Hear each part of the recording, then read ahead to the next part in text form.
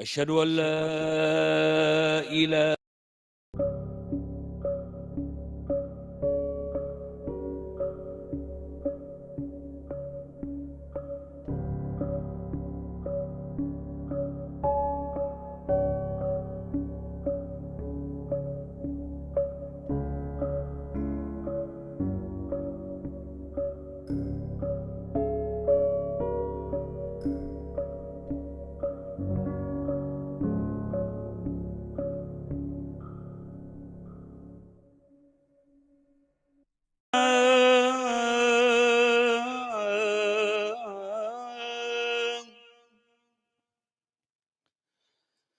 أشهد أن محمدا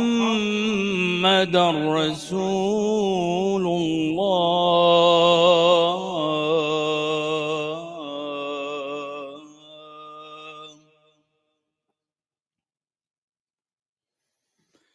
حي على الصلاة.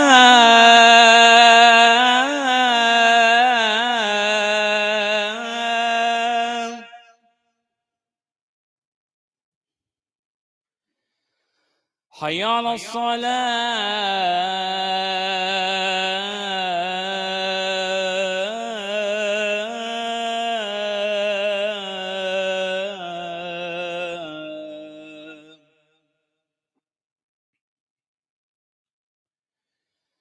حي على الفلاح.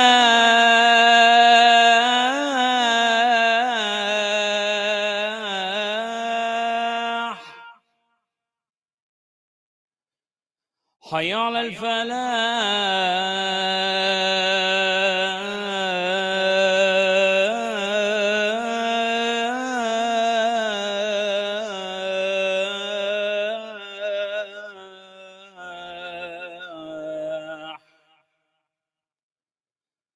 الله أكبر الله أكبر. لا إله إلا الله.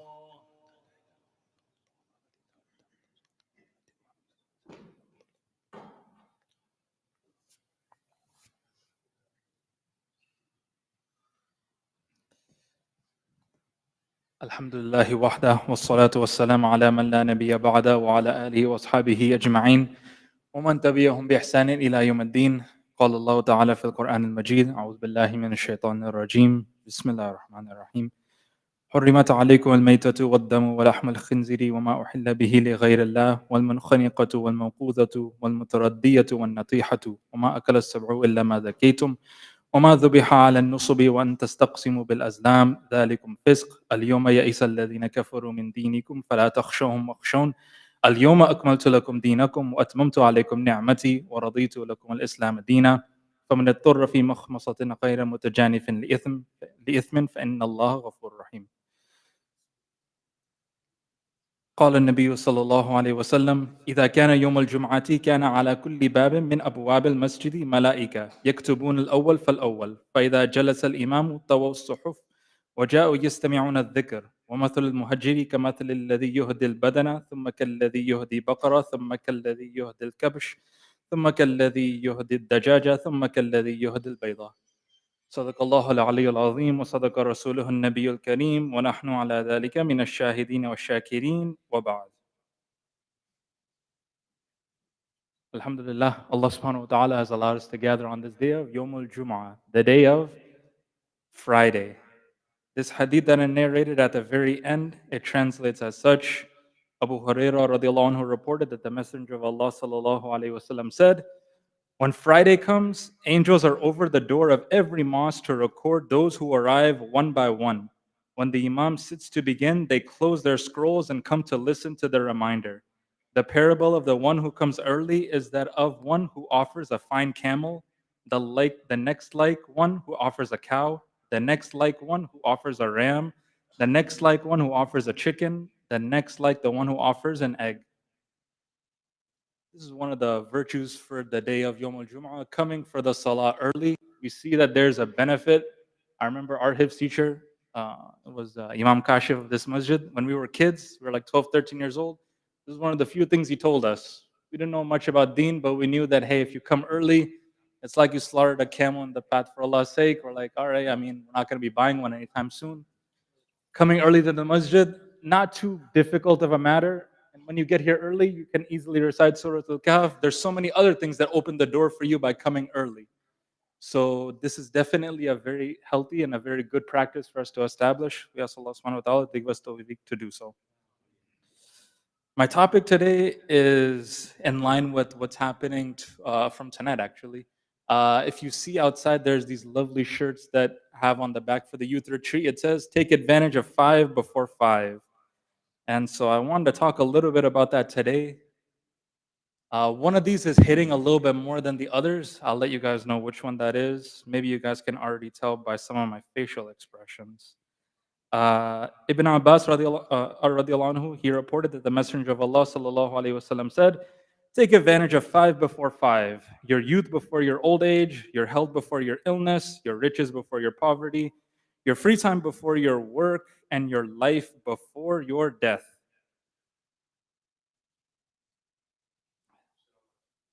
First one that is mentioned is take advantage of your youth before your old age. I recently hit 30 years old last year. Whether I fall into the equation of youth, I guess that's up to debate. But whenever I talk to somebody older, I always tell them youth is a matter of relativity, right? At the end of the day, there are a lot of people I know that are a lot older, that are more active, and I would consider them more youthful than the 10-year-old or the 15-year-old that might be living in your house right now. But there is no doubt that when it comes to you as a person, yes, your youth has a very big role in how you play as you get older, because you are the product of your youth. A lot of the things that you like and certain elements that you allowed to be normalized in your youth, they are going to become a factor in the way that you deal with yourself when you get older. So while yes, it's not fair to, I guess, say that youth is just limited to somebody who's 10, 15, 20 years old, it could be considered even older depending on the situation. Yes, youth is something you want to take advantage of before your old age because of the fact that there are so many things now. If me as a person, it's so difficult for me to change my habits because I've had 10, 15 years to let these things settle in. And for now, for me to try and change them, it's very difficult.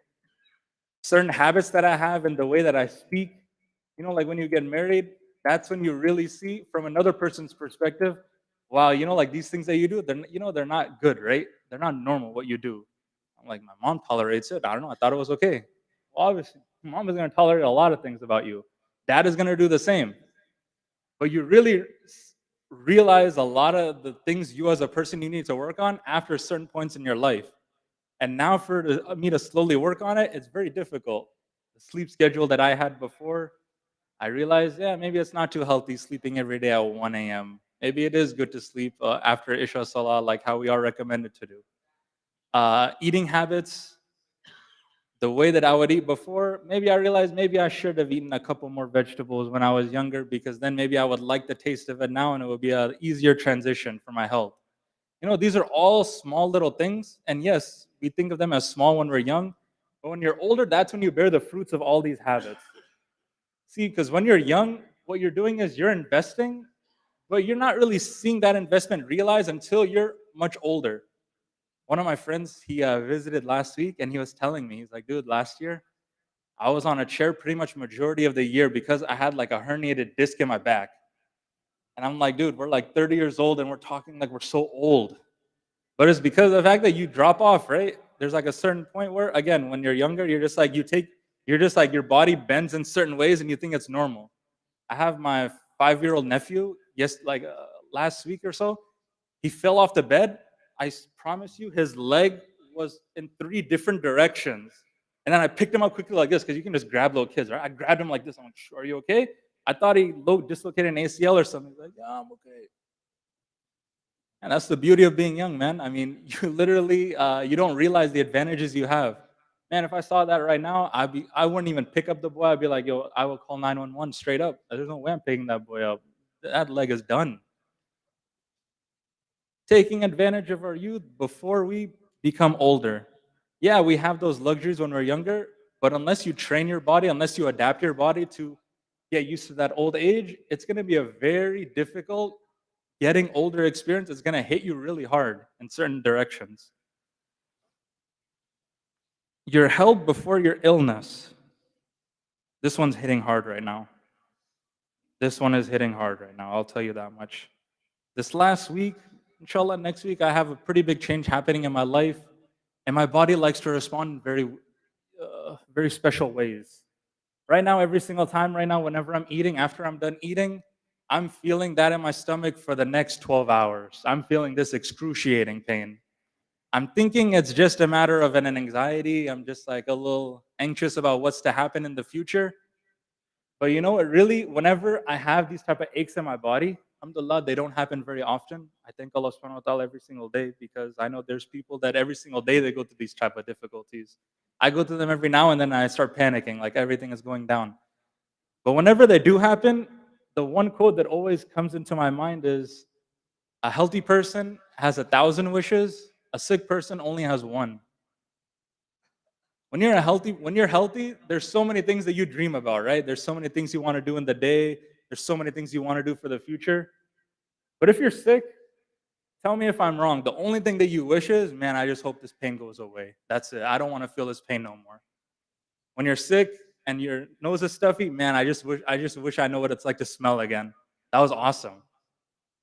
Right now, when I'm eating every single time, I'm just like, man, I used to have it so after I'm done eating, I would just be like, yo, where's the food at even more? Now I'm like, oh my God, I gotta deal with this pain. I don't know what's happening. Valuing your health before you end up getting sick. Because when you value your health, you're gonna try to elongate it as long as possible. And especially now with the month of fasting happening, I love in Islam that we have this physical interaction with our deen. It's not just the spiritual element, it's a physical nature as well. We're fasting, this requires effort on our body's part. And Allah subhanahu wa ta'ala has made it such so beautiful that if our bodies cannot physically handle it, if a doctor tells us, hey, you're no longer physically capable to fast, you're excused from it. But nobody feels good if a doctor tells us that, right? If ever Ramadan comes where a doctor tells me, hey, you can't fast, that's going to be a Ramadan where I'm like, I don't even know what's happening. I will feel lost. But so many brothers and sisters, they go through that every single year. We're so not appreciative of it, of our good health. So while we have it, take advantage of it. And before Ramadan comes, we still have, I told, like some people in my own life, and inshallah we can recommend it for everybody here as well.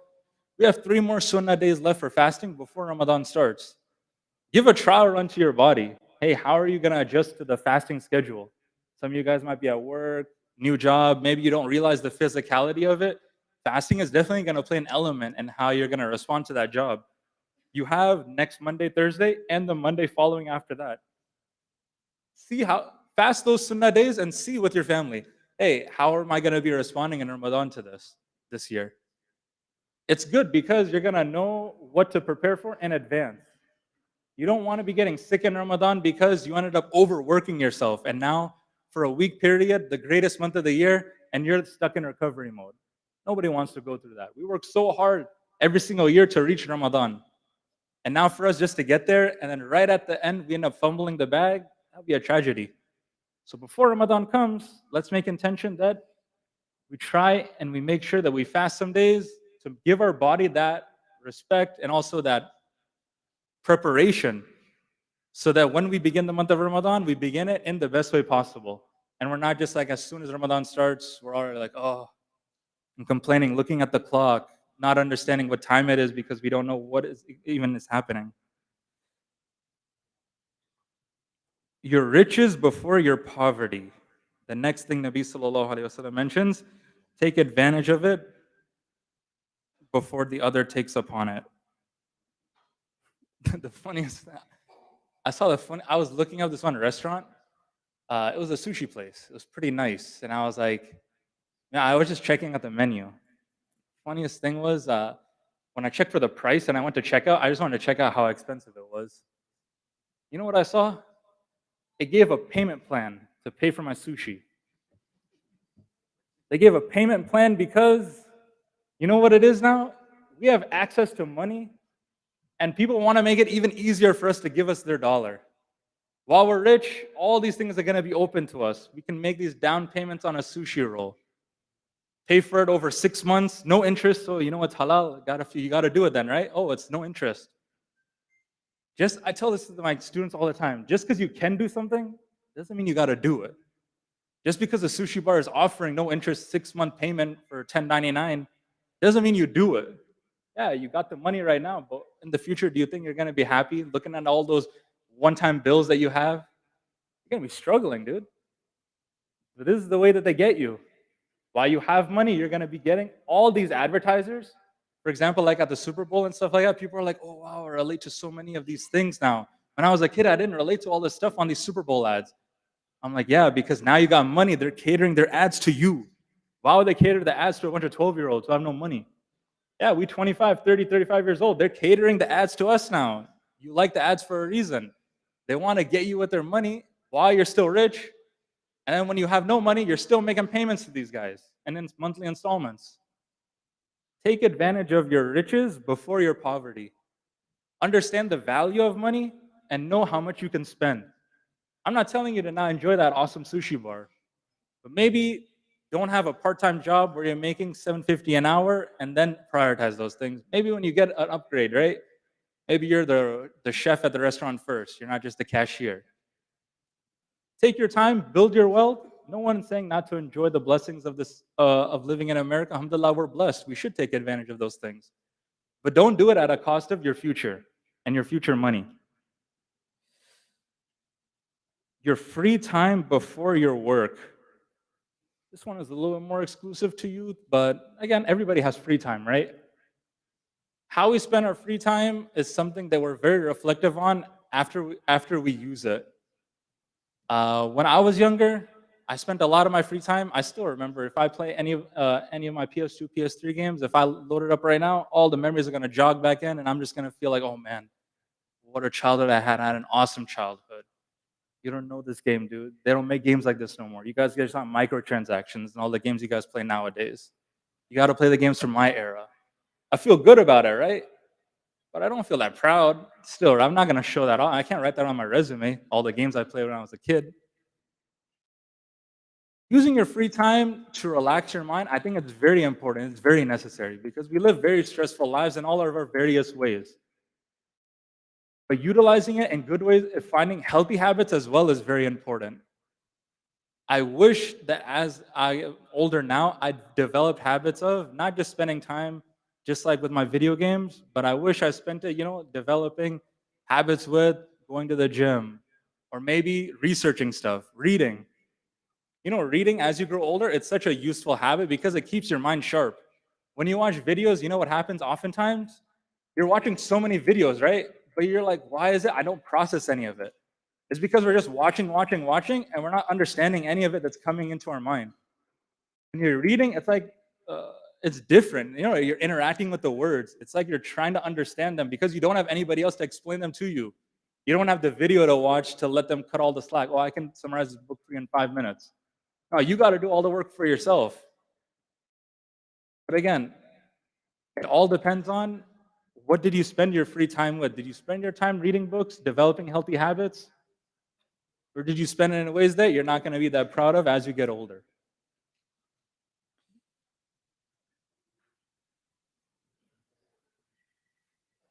Last one we'll talk a little bit more about in the second part. Astaghfirullah li wa lakum wa li sa'il muslimin fastaghfiru innahu huwal ghafurur rahim.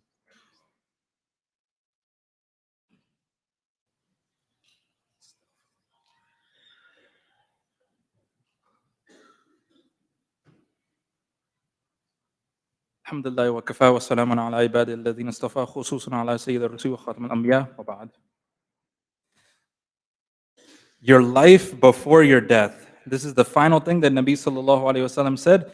Take advantage of it before 5 before 5, and the final one is وَحَيَاتَكَ قَبْلَ مَوْتِكَ. Month of Ramadan we've almost reached it. But I think everybody in this crowd has somebody that they wish that they could be in the month of Ramadan with that they weren't with previous, that won't be able to see it this year. I know my grandma, she has one of her brothers. he was very special in their family. He was like the one that he was born disabled, so there were 6 siblings, and she always said he was the one that united all of us because all my grandma's siblings, they're all like very big personalities, and they're very easy to get like in arguments with. But that one Sultan Mahmud that I had, he was like the glue, and he was like the one that everybody made sure that no matter what happens between us, we need to be together to take care of him because he was just that glue of the family. And after he passes away, it puts the family in a challenging spot because there's no longer that one person that's kind of keeping everybody together.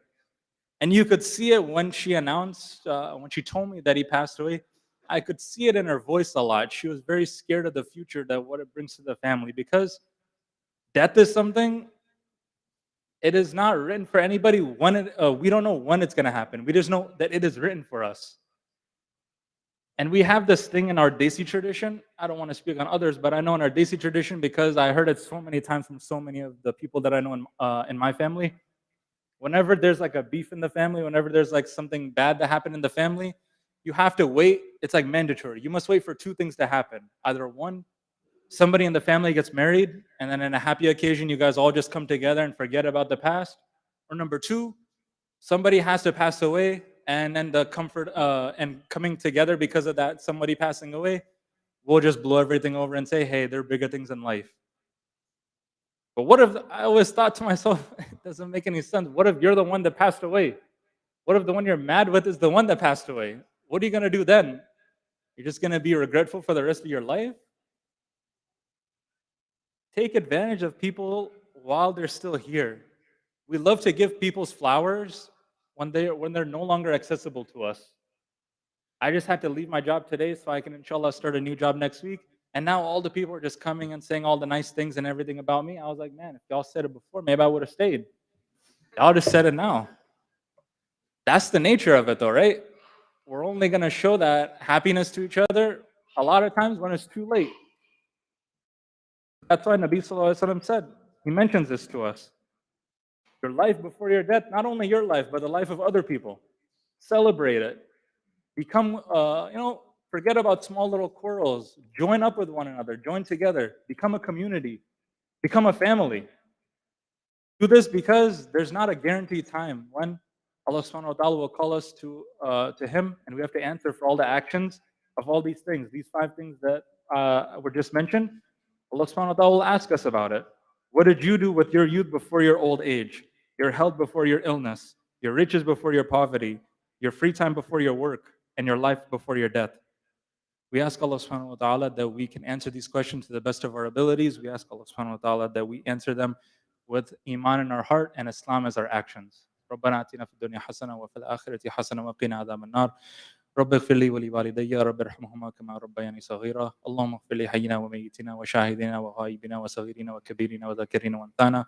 اللهم من أحيته منا فأحيي على الإسلام ومن توفيته منا فتوفه على الإيمان. سبحان ربك رب العزة عما يصفون.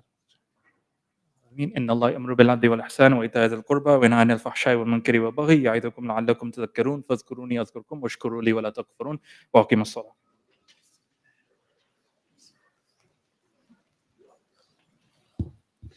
الله أكبر الله أكبر أشهد أن لا إله إلا الله أشهد أن محمد رسول الله حي على الصلاة حي على الفلاح قد قامت الصلاة قد قامت الصلاة